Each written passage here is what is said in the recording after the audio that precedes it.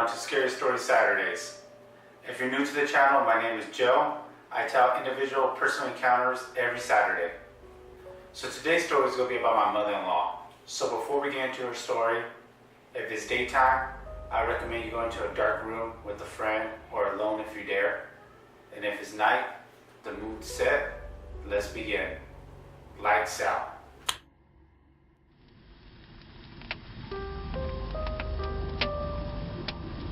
The story begins where my mother-in-law was an 8th grader. During this time, she had a best friend named Rose that she knew since elementary. Rose would always tell my mother-in-law that she had split personalities and that her name was Mary. Though she didn't believe Rose because she had never came across Mary until that one day.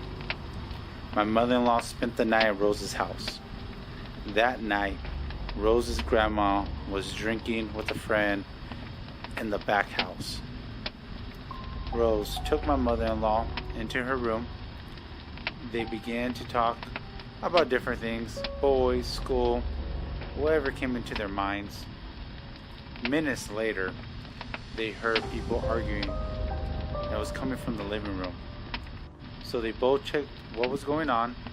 They ended up seeing the grandma arguing with her friend.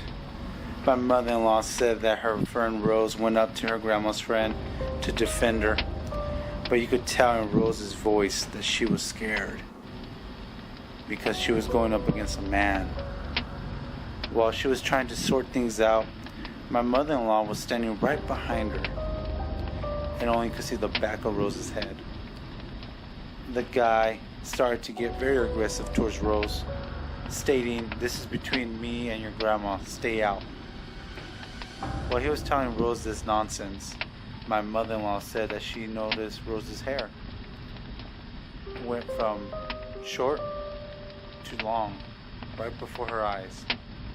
That's when my mother-in-law knew that Mary was real. My mother-in-law states that Rose would often say that Mary would go into her body, change her face, her hair, and would just leave. So at the moment when Rose's nice, sweet, nervous voice was overtaken by a deep, angry voice, while her voice changed, Mary was basically telling the man to shut up and to leave the family alone. My mother-in-law also heard Mary telling the man, "While I'm here, I'm protecting this family." And my mother-in-law said she felt chills all over her body. After Mary said that, the man just ran off. My mother-in-law states that he must have saw the change of Rose's face to Mary's. So they went back into the room. My mother-in-law noticed it was Rose, instead of Mary, that followed her back into that room. So my mother-in-law said to Rose, "It wasn't you, huh?" Rose just smiled and said, "How did you know?" My mother-in-law explained it to her. Rose told her, "See? I told you that Mary comes into my body." So then my mother-in-law told her to tell Mary not to do anything to her. And Rose just laughed. So that wasn't the only thing that happened that night. A few minutes later, the grandma walked in, started yelling at the girls. The grandma stated that she was going to call the cops on my mother-in-law because she pushed her, because the grandma was getting aggressive. So after this, she went downstairs to proceed to call the cops. Rose told my mother-in-law not to worry because her grandma was too drunk to call the cops. So they both sat there on the bed, continued their talk until Rose paused and says, "Hold on." My mother-in-law just says, "Okay."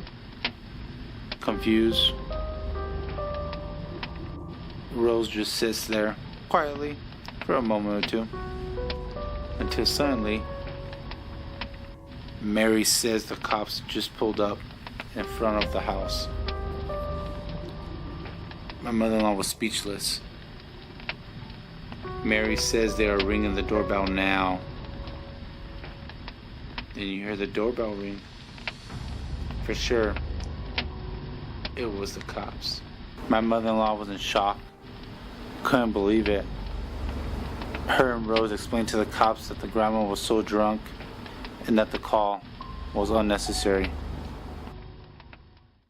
That's going to conclude this week's story. Hope you all enjoyed it. If you ever encounter someone with split personalities, please comment below. And if you enjoyed the story, make sure you like and subscribe. See you guys next time. Embrace your experience.